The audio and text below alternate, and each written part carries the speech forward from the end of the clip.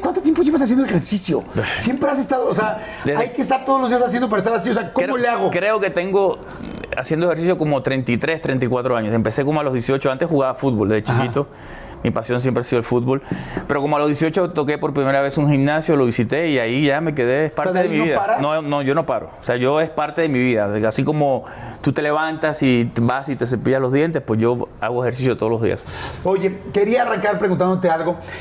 Que tienes un récord Guinness de conducir, dos récord Guinness, pero que uno de 37 horas, no sé cuántas horas conduciendo seguidas. El segundo que hice fue de 37, el primero fue de 32 horas. Ajá. Se hizo en Puerto Rico, fue una producción mía.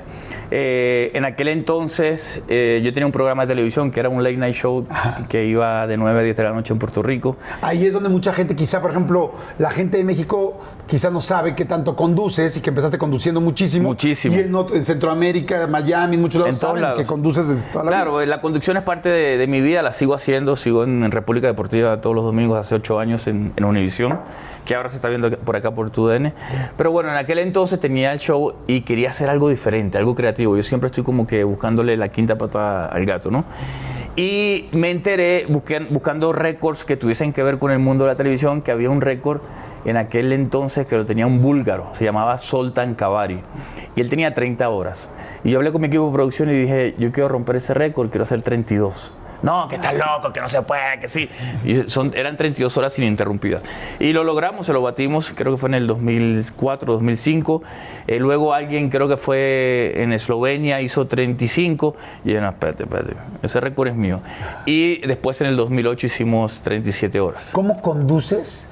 Nosotros creo que hicimos una vez una conducción de ¿cuántos? ¿De como 48?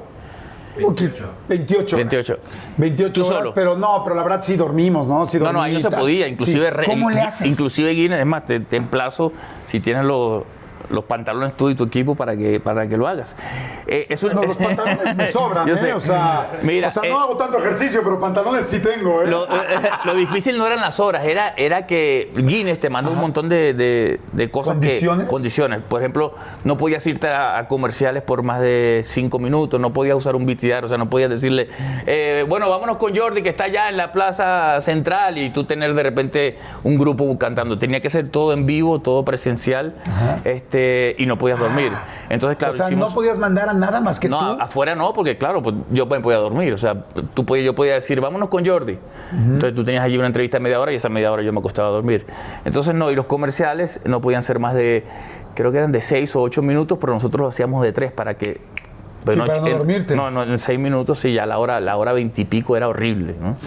Pero fue uno de los pocos momentos en que Puerto Rico se unió, todas las televisoras, en aquel entonces era Telemundo, Univisión, Guapa, el Canal 52, todos esos canales se unieron para que yo lo pudiera hacer. Yo empezaba, por ejemplo, con un camarógrafo, hazte de cuenta con él, empezaba y de repente a la hora 15 veía otro camarógrafo con una camisa que decía Univisión, que iba a ayudar a su compañero. Sí, que iba a suplirlo. O sea, eso fue, y lo hicimos en un centro comercial, fue una de las cosas, mira, te lo cuento y todavía se me paran los pelos. Wow. Fue uno de los momentos profesionales más lindos de mi vida.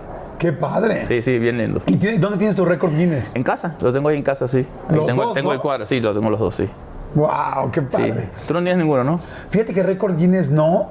Podríamos tener un récord en otro rollo por la montaña rusa. Ajá.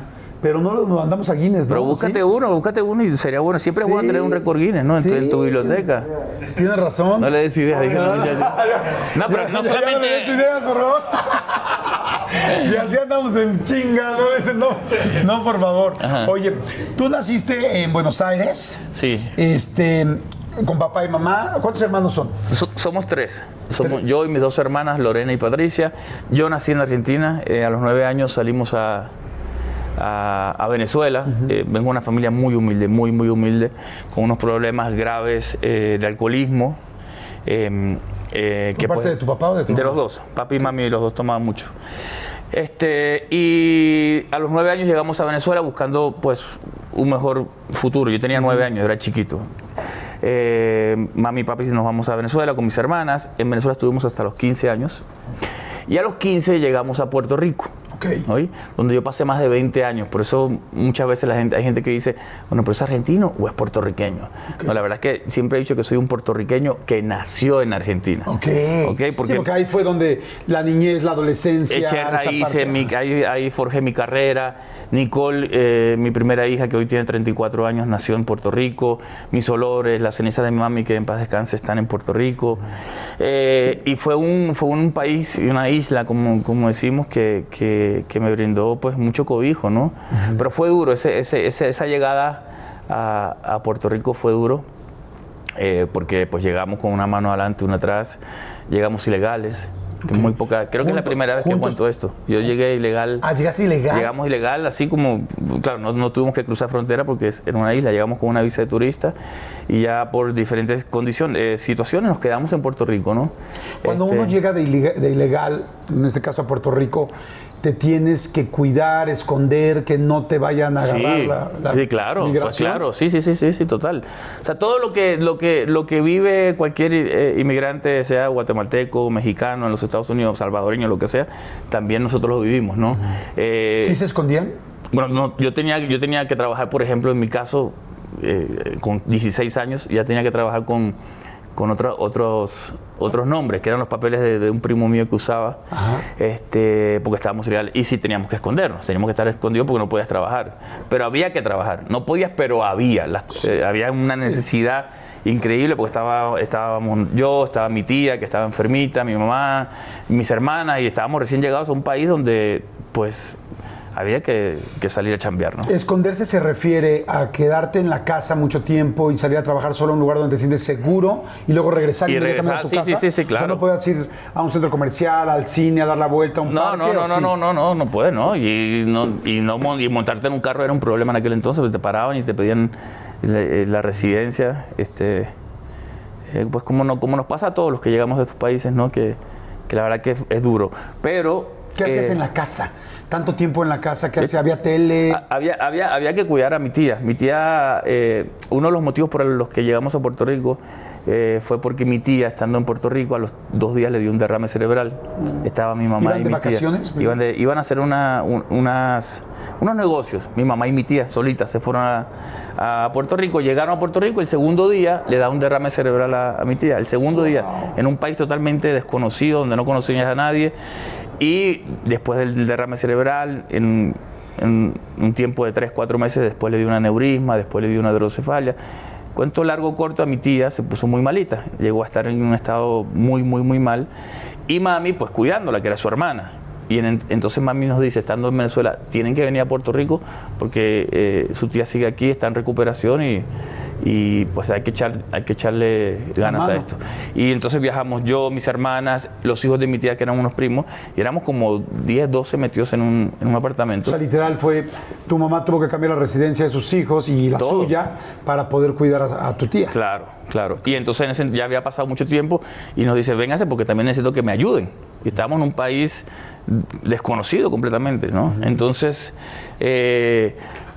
llegué, pues empezamos a trabajar, yo, mis primos. ¿En qué trabajabas en ese momento? Yo de lavaplatos, en restaurantes, estacionando coches. ¿Eras mejor lavaplatos o mejor valet parking? Era muy bueno y trabajaba en un prostíbulo también, pues tenía como 3 trabajos. Entonces, ¿en qué eras mejor? Pero no, mira, trabajaba lavando platos. Sí, pero era un niño, yo era lavando. Cuando cerraban el prostíbulo, que eran a las 7 de la mañana, llegaba yo a limpiar pues las habitaciones y todo eso. Porque justo era una casa de citas. Era una casa de citas. Donde yo trabajaba, donde yo vivía, al frente había un restaurante. Yo lavaba platos en ese restaurante. Arriba del restaurante estaba la casa de citas. Entonces, yo siempre estaba buscando la manera de trabajar y ayudar a mi mamá y ayudar a la familia. A ver, desde a las 7 de la mañana en la casa de citas ibas y recogías. Ya, en 4 o 5 horas yo limpiaba eso y después ¿Qué es eso? Pues las sábanas, las camas, los baños, recogía condones, o sea, todo lo que te encuentras en una casa de citas, ¿no?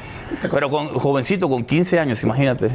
¿Con guantes? Sí, claro, sí, con guantes. ¿Y ¿Fue difícil al principio? ¿Se acostumbra uno, no? Pues mira, ¿Te da asco, no te da asco? mami cuando se entera de eso, mami se enteró como... Porque mi responsabilidad era poder ayudar a mamá. Mami no trabajaba porque tenía que cuidar a mi tía. Entonces yo y mis primos y mis hermanas salíamos a trabajar. Entonces mami cuando se enteró me dijo, no. O sea, se enojó muchísimo y dijo, haz cualquier tipo de trabajo, todo trabajo es honrado, pero ese no me gusta. Quizás pensaba, no sé, que me iba yo a enredar con alguien ahí, ¿no? Pero me dijo, no lo hagas, y bueno, ya después de ahí fui a trabajar en el estacionamiento, estacionando coches. ¿Y al principio cuánto tiempo habrás trabajado ahí, en el prostíbulo? Como 2 semanas, hasta que mi mamá se enteró. Realmente muy poco. Hasta que mi mamá se enteró. Absolutamente todos los trabajos era un niño. Todos los trabajos son honorables, pero uno tiene también una curva de aprendizaje y al principio igual te cuesta trabajo y luego uno se acostumbra porque es su trabajo y todos son tan dignos como cualquier otro. Nunca supe por qué no quiso que trabajara. Yo después saqué conclusiones que me imagino que no es un sitio como... Sí, no es un sitio para un adolescente. Sí, tú dices 20 y pico, 30 años, sí, pero claro. 15, donde estaba, tú sabes. Sí, 30 años. Y ella me dijo, no, si tú trabajas, está bien que nos ayudes, pero eso no. Entonces, bueno, yo seguía trabajando en un restaurante. Luego y de ahí hice una carrera también gastronómica importante. De lavaplato pasé a ayudante de cocina, de ayudante de cocina a chef, después estudié como chef, trabajé muchos años como chef. ¿Sí estudiaste chef? Por eso es que tengo restaurante y siempre me vas a ver que amo mucho la cocina porque es algo que me apasiona mucho, ¿no? Y después fui a trabajar al salón, me di cuenta que en la cocina sí había plata, pero había más plata en el salón, con las propinas y eso. Sí. Y estuve muchísimos años trabajando como mesero y después trabajé en discotecas como bartender, hasta los 25 años que pude abrir mi propio restaurante, que fue un restaurante en Puerto Rico que fue un suceso.